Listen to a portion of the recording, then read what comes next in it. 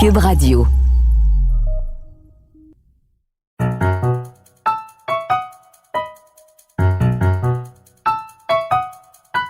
Ici Mathieu Bock-Côté et bienvenue aux Idées mènent le monde.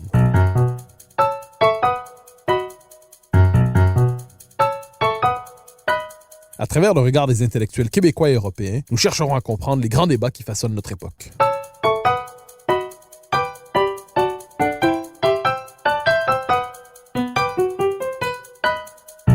Paul-François Paoli est une figure discrète, à mon avis trop discrète de la vie intellectuelle française. Journaliste voué à l'évolution de la vie des idées, il scrute leur mutation et leur affrontement et s'est montré un analyste tout à fait perspicace des grandes mutations idéologiques des dernières décennies, qu'il a vues, devinées et analysées alors qu'elles étaient encore à leur premier moment et que les figures autorisées de la pensée officielle ne parvenaient même pas à les imaginer. Qu'il s'agisse du conservatisme, de la mauvaise conscience occidentale, de la question identitaire, des travers de l'égalitarisme, de la crise de la gauche, il a multiplié les ouvrages où il dissèque l'esprit de l'époque. C'est un grand plaisir de le recevoir aujourd'hui aux Idées mènent le monde pour revenir sur les grands thèmes de sa pensée politique. Paul-François Paoli, bonjour. Bonjour. Paul-François Paoli, vous avez consacré un ouvrage à l'agonie intellectuelle de la gauche. Donc vous retracez l'hégémonie intellectuelle de la gauche pendant les dernières décennies, mais vous nous dites qu'aujourd'hui, cette hégémonie idéologique est compromise, que la gauche est agonisante intellectuellement. Pourtant, on a l'impression qu'elle domine quand même les grandes thématiques de la gauche, qu'il s'agisse aujourd'hui de la fluidité identitaire, du multiculturalisme, du refus de l'État-nation. On a l'impression qu'aujourd'hui, les grandes thématiques de la gauche demeurent dominantes. Est-ce qu'on a raison de croire, est-ce que vous avez raison de croire que l'hégémonie idéologique du progressisme a été véritablement fragilisée ces dernières années? Oui.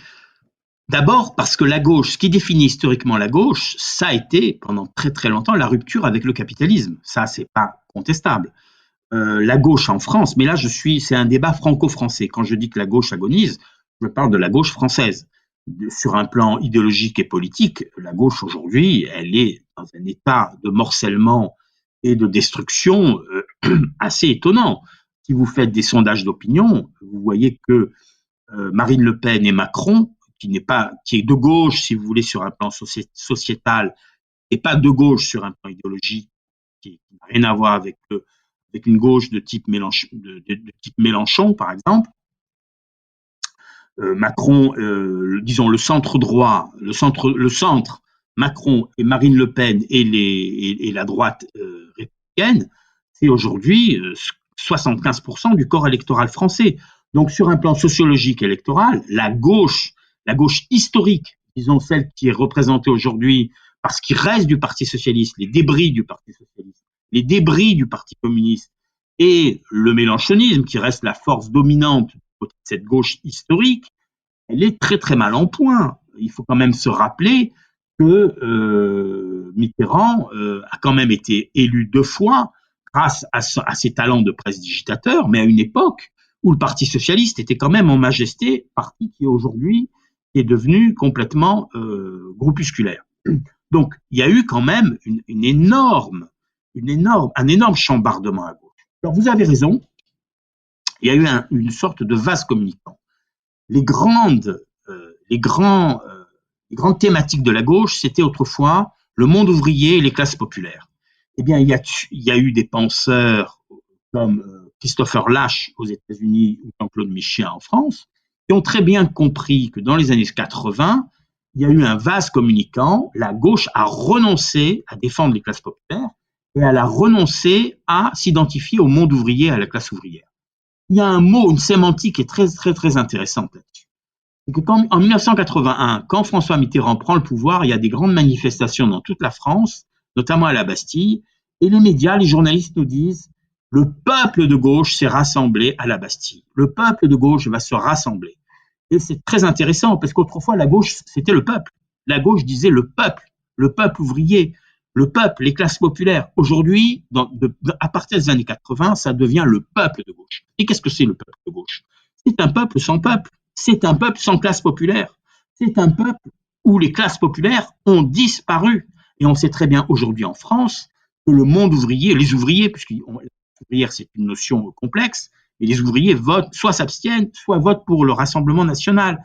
Donc il y a eu une cassure sociologique très importante au niveau de l'électorat de la gauche. Par contre, là où vous avez raison, c'est que de même que les classes populaires ont déserté la gauche, De même que d'une certaine manière, les grands penseurs prédominants en France ne se situent plus véritablement à gauche. Vous n'avez pas vu un grand intellectuel soutenir Mélenchon lors des dernières présidentielles. Vous n'avez pas vu des grands intellectuels soutenir Benoît Hamon ou des gens comme ça. Donc, cette gauche-là, elle est en deuil de pensée. Elle est en deuil par rapport à l'indigène. Par contre, elle est encore toute puissante au niveau d'un certain nombre d'institutions. Pourquoi? Mais parce qu'on est en France. Parce que l'éducation nationale a été totalement investie par cette idéologie depuis les années 60. Parce que le monde de la sociologie française, le monde de l'université, a été totalement investi par cette idéologie et parce que c'est un lien organique. Parce que la gauche a un pouvoir organique dans un certain nombre d'institutions, l'éducation nationale et l'université, mais ce pouvoir organique ne représente pas du tout la société civile. Et c'est ça qui est malsain, c'est ça qui est extrêmement dangereux. C'est-à-dire que une idéologie, une pensée peut péricliter au niveau de la société civile. Elle peut devenir minoritaire au niveau de la société civile, mais rester très puissante au niveau d'un certain nombre d'institutions, comme l'éducation nationale, comme l'université. Et c'est comme cela que vous avez effectivement des controverses et des débats extrêmement violents. C'est que vous avez des positions de pouvoir au CNRS, à l'université, dans l'éducation nationale, qui rendent impossible une alternative à la gauche, au monde du progressisme. C'est impossible, cette alternative, et c'est ça qui crée le populisme. Le populisme, qu'est-ce que c'est? C'est une réaction viscérale, violente, par rapport à un déni de démocratie. À partir du moment où aucune alternative politique et intellectuelle n'est possible, n'est pensable, eh bien, vous avez le populisme, c'est-à-dire une réaction viscérale qui peut devenir très violente. Donc, vous suivez la vie des idées, vous suivez en fait la généalogie des idéologies, la généalogie des idées. Question toute simple, presque de méthode. Est-ce qu'on peut dire que la vie intellectuelle telle que vous la voyez, est-ce qu'elle anticipe les mouvements de la société ou est-ce qu'elle suit les mouvements de la société? Est-ce qu'on parvient bien, en lisant les grands auteurs, en lisant les intellectuels, à deviner quels seront les débats de demain? Ou est-ce que finalement, selon votre analyse, les intellectuels sont toujours un peu à la traîne des débats de société? Alors, votre question est extrêmement pertinente, très intéressante, mais il est difficile d'y répondre de manière simple. Par exemple, prenons par exemple un penseur comme Michel Foucault, qui est le penseur dominant dans le milieu intellectuel français des années 70-80. Il est certain que Michel Foucault, qui a écrit un livre très important qui s'appelle Histoire de la folie en 1964, a joué un rôle déterminant dans la vie des idées. Mais au fur et à mesure que se sont développés un certain nombre de mouvements sociétaux, notamment de mouvements militants homosexuels et militants gays, en particulier aux États-Unis sur les campus américains, eh bien, Michel Foucault est devenu un penseur extrêmement à la mode et on peut dire que ses derniers livres sont aussi une sorte de réponse à une demande sociétale. C'est-à-dire qu'il est difficile de savoir dans quelle mesure les intellectuels oriente la vie de la société. D'une certaine manière, ils jettent des graines, mais après, les mouvements sociétaux transforment leurs idées, leurs pensées en idéologie. C'est aussi le cas avec Bourdieu. Bourdieu est un penseur complexe, mais il y a une idéologie Bourdieu qui nourrit aujourd'hui les mouvements sociétaux, les revendications égalitaires, le refus de la hiérarchie intellectuelle, le refus des examens, le refus de la notion de mérite, etc. En fait, on a le même problème qu'avec Marx et avec les penseurs marxistes. Au XIXe siècle, Marx a été un immense penseur, puis ensuite le marxisme est devenu une idéologie qui a transformé la société. On a un peu les mêmes phénomènes avec des penseurs comme Foucault et Bourdieu dans les années 70 et 80. Donc, une question très présente dans votre travail est celle du conservatisme. Et au cœur de la question du conservatisme, vous abordez souvent la question de l'identité nationale, en expliquant qu'on ne saurait définir l'identité nationale simplement par des valeurs ou des principes, qu'elle doit inévitablement se définir par des mœurs, la culture, de l'histoire. Est-ce que, pour vous, conservatisme et identité nationale sont deux questions qui aujourd'hui sont fondamentalement liées? Oui, elles sont liées. Je vais vous dire pourquoi. Parce que l'originalité de mon dernier livre, c'est que je dis que tous ces débats idéologiques sur les valeurs de la France sont absurdes. Ils sont insensés. En réalité, vous demandez jamais à un Italien quelles sont ses valeurs, à un Allemand quelles sont ses valeurs, ou à un Russe quelles sont ses valeurs. Il n'y a qu'en France qu'on demande aux Français quelles sont leurs valeurs. On a lié en France la question de l'identité nationale à la question des valeurs. Mais moi, ce que je démontre dans mon livre, c'est même pas une démonstration, c'est simplement un rappel historique.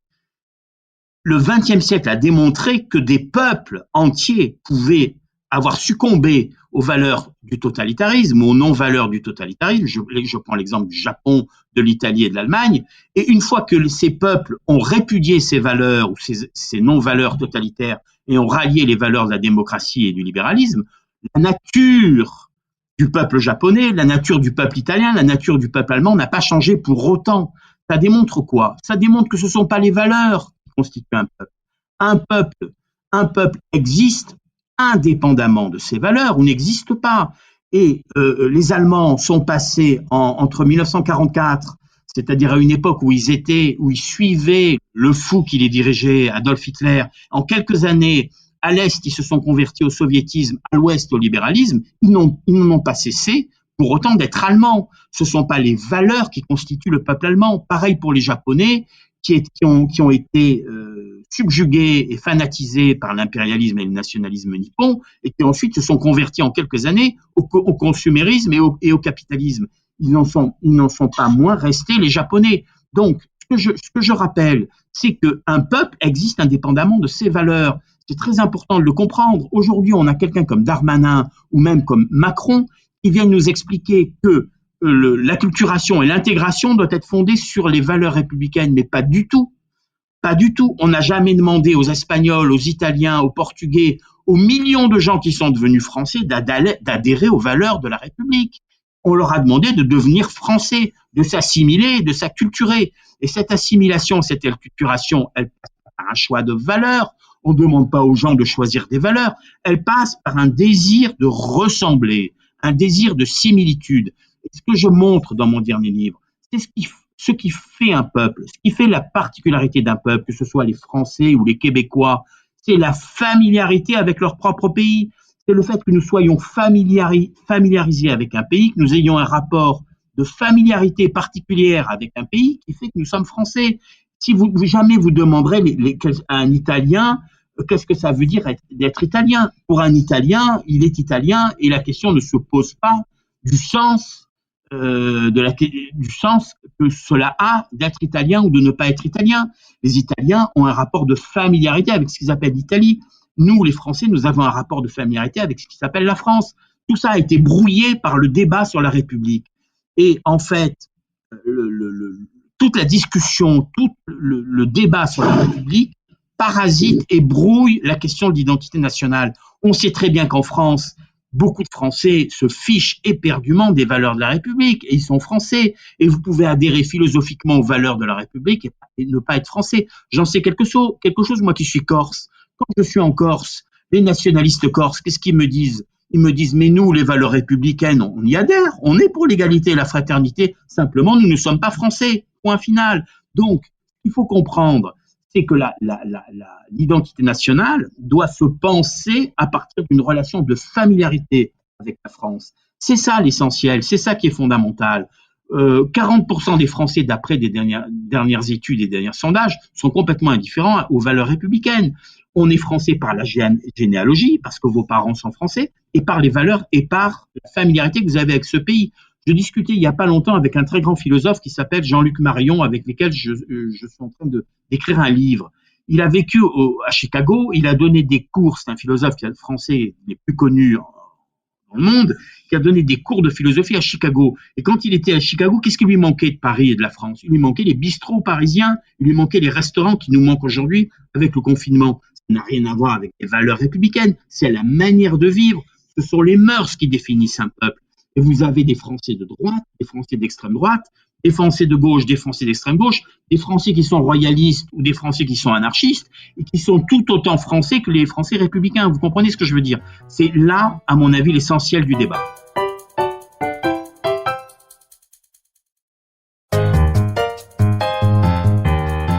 Or, il y a là, vous nous dites la question de la réduction de la nation aux valeurs fait qu'en dernière instance, on n'est plus capable de saisir l'identité nationale. Lorsqu'on cherche à comprendre cette espèce de censure, ce tabou sur la nation, ce n'est pas sans lien avec un autre sujet que vous avez abordé dans un de vos livres, c'est la culpabilité occidentale, c'est-à-dire cette espèce de réduction de l'identité nationale à sa possibilité destructrice. Donc l'espèce de culpabilité, nous ne sommes pas coupables, dites-vous dans votre livre. Eh bien, est-ce qu'on peut dire qu'à certains égards, le sentiment d'une culpabilité ontologique de l'Occident l'a amené à vouloir toujours ramener à la part la plus minimale qu'on puisse imaginer l'identité commune au point de ne plus pouvoir se définir autrement que par ses valeurs universelles?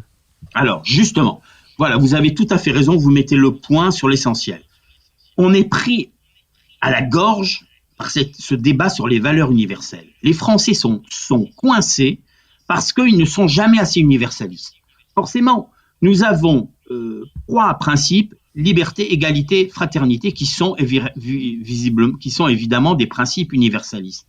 Mais ces principes ne définissent pas la France, ne définissent pas les Français, au sens où, si vous voulez, nous n'avons pas à nous référer en permanence à ces principes ou à ces valeurs pour nous justifier d'être Français. En permanence, il y a un tribunal qui s'érige et qui juge les Français en fonction de ces valeurs qui ont été édictées entre 1990 et 1793, entre 1790 et 93. C'est Robespierre qui a voulu instituer la notion de fraternité sur les drapeaux de la Révolution française en 1793. Et Bonaparte, quand Bonaparte prend le pouvoir en 1799, il est bien malin et bien intelligent, il élimine cette notion de fraternité des drapeaux de la République française. Ce que je veux dire et expliquer, c'est qu'aucun État au monde ne peut instituer la fraternité. La fraternité est une notion qu'on ne peut absolument pas définir. C'est une notion qui est indéfinissable politiquement.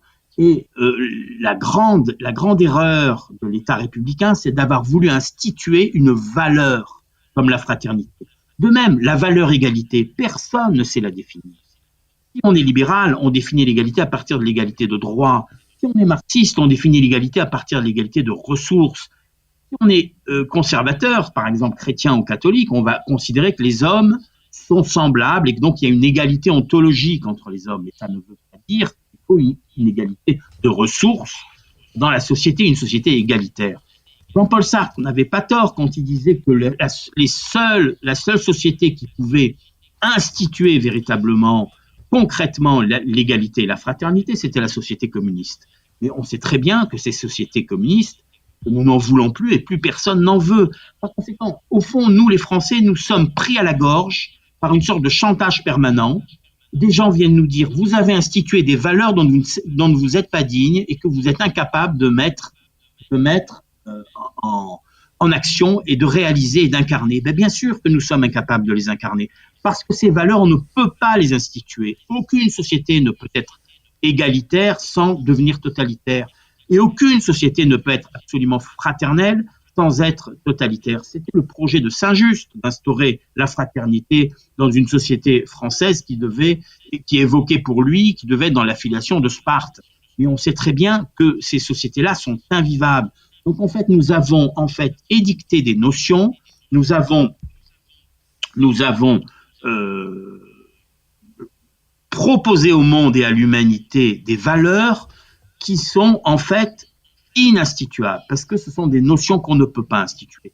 Et du coup, ces notions ont pris la place de quelque chose qui est beaucoup plus modeste, beaucoup plus élémentaire, qui fait que, tout simplement, le fait d'être français, c'est d'avoir un lien particulier avec une géographie. Il y a quelque chose dont on ne parle jamais en France, c'est la géographie, le rapport sensible avec un pays, avec une géographie. On nous parle toujours de l'histoire et du roman national, mais on sait très bien que ce roman national, il est clivé et qu'il sera toujours un objet de controverse. On ne pourra jamais instaurer en France un discours homogène qui mettra d'accord les partisans de la Commune de Paris avec les partisans des Versaillais, les partisans du maréchal Pétain et ceux du général de Gaulle et de Jean Moulin.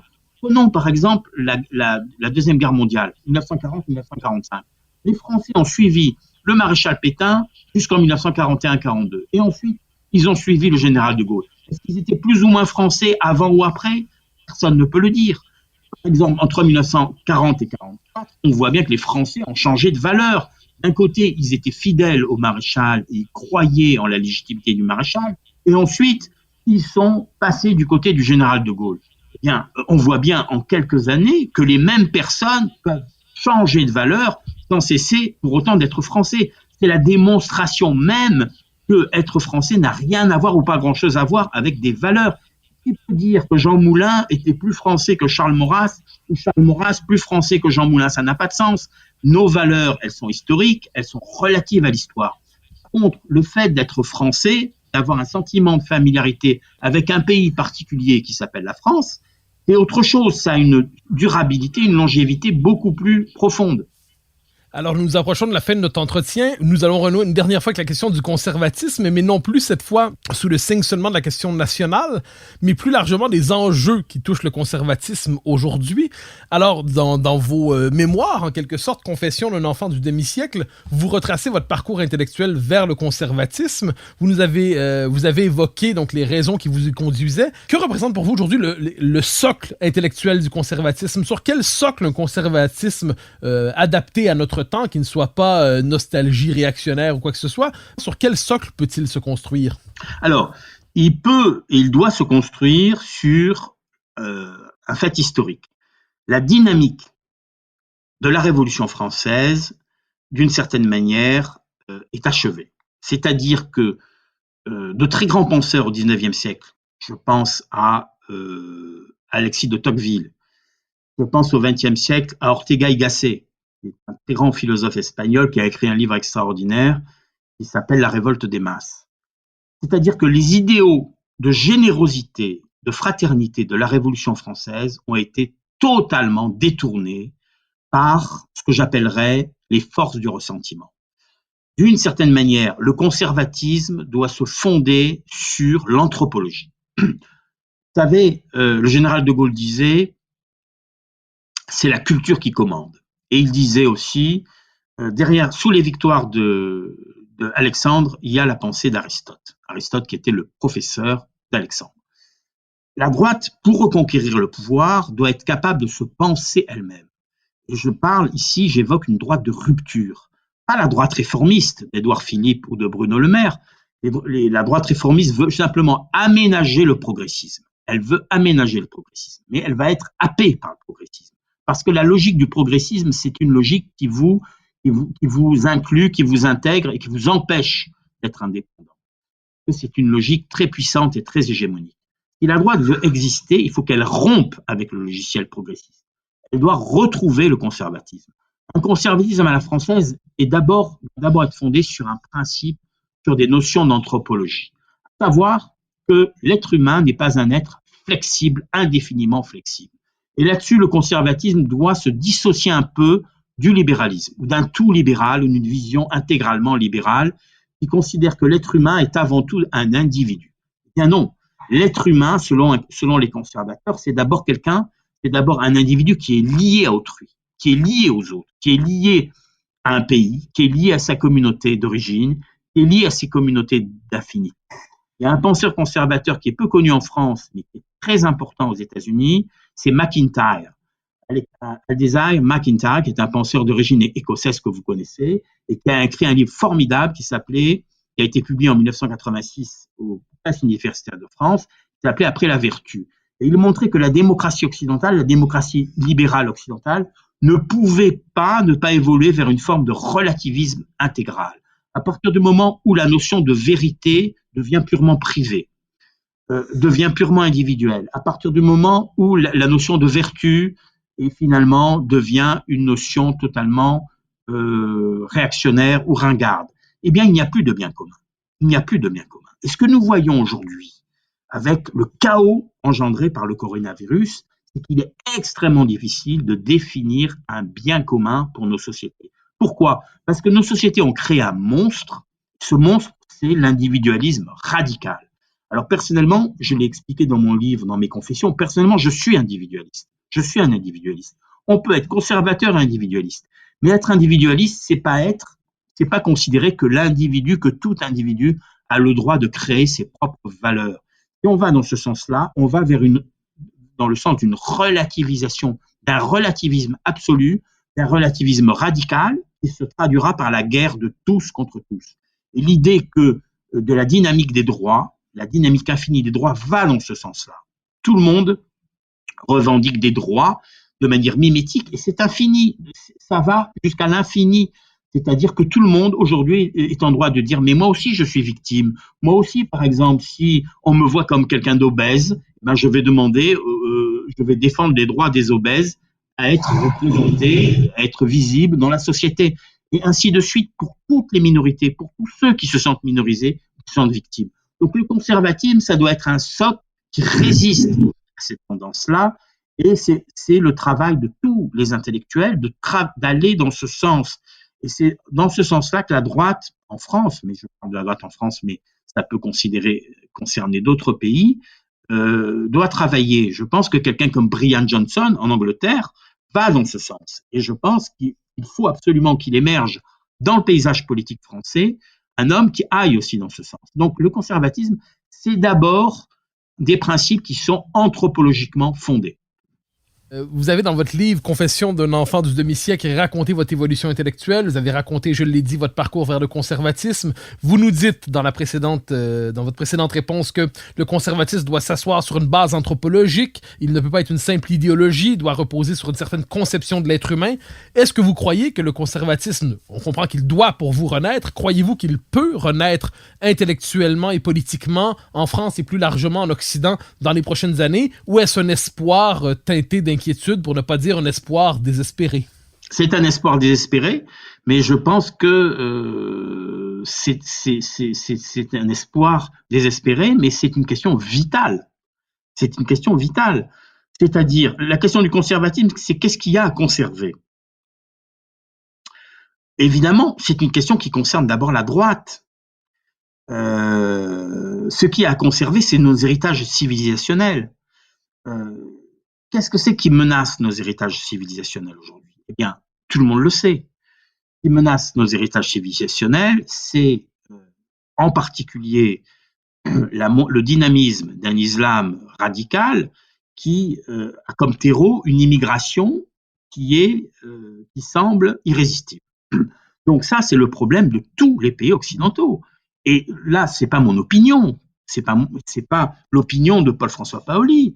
L'historien Stephen Smith a montré que l'immigration africaine allait décupler et allait investir l'Europe d'une manière extrêmement importante. C'est un tabou politique, c'est un tabou idéologique, parce que nous sommes pris en tenaille, nous sommes sous la coupe du chantage victimaire lié à la colonisation, au racisme, etc. Mais en tant qu'Européens, est-ce que nous avons le droit, puisque tous les peuples ont le droit d'hériter d'un nombre d'héritages culturels et civilisationnels. Ce droit, il est reconnu pour les Africains, il est reconnu pour les Arabo-musulmans, il est reconnu pour les peuples d'Extrême-Orient, il est reconnu pour les Chinois, pour les peuples de l'Extrême-Orient asiatique. À quel titre, nous, Européens, n'aurions-nous le droit que d'avoir des valeurs démocratiques? Et c'est là que l'Europe a véritablement péché. C'est là que l'Europe a véritablement fait fausse route. La construction européenne, c'était l'occasion pour l'Europe de rappeler un certain nombre de principes, un certain nombre d'héritages civilisationnels qui constituent l'Europe. La France a refusé l'inscription des racines chrétiennes dans la Constitution européenne. C'est quand même extraordinaire. C'est quand même extraordinaire que Jacques Chirac, soi-disant gaulliste, pseudo-gaulliste, était celui qui ait refusé l'inscription des racines chrétiennes dans la Constitution européenne. Et pourquoi a-t-il refusé? Pour ne pas offusquer nos amis de l'immigration musulmane, de culture musulmane. Voilà, je vous donne un exemple concret de démission de lâcheté intellectuelle et morale. Donc, effectivement, la droite française, dans quel sens doit-elle être conservatrice? Pas dans le sens d'un conservatisme social pour défendre des intérêts matériels de ce qu'on appelait autrefois la bourgeoisie, pour défendre simplement notre droit à perdurer dans notre être. Ce que disait, vous savez, le philosophe Ortega y Gasset, c'est le premier droit d'un peuple est celui de continuer à être lui-même. Est-ce que nous avons ce droit? Ou est-ce que nous avons comme droit que celui d'avoir des valeurs universelles qui peuvent servir demain à nos ennemis pour nous subvertir et pour se servir de ces valeurs comme d'un cheval de Troie à l'intérieur des sociétés occidentales.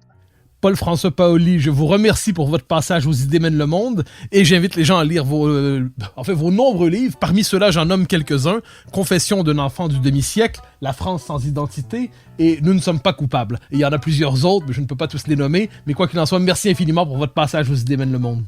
Merci à vous, merci infiniment.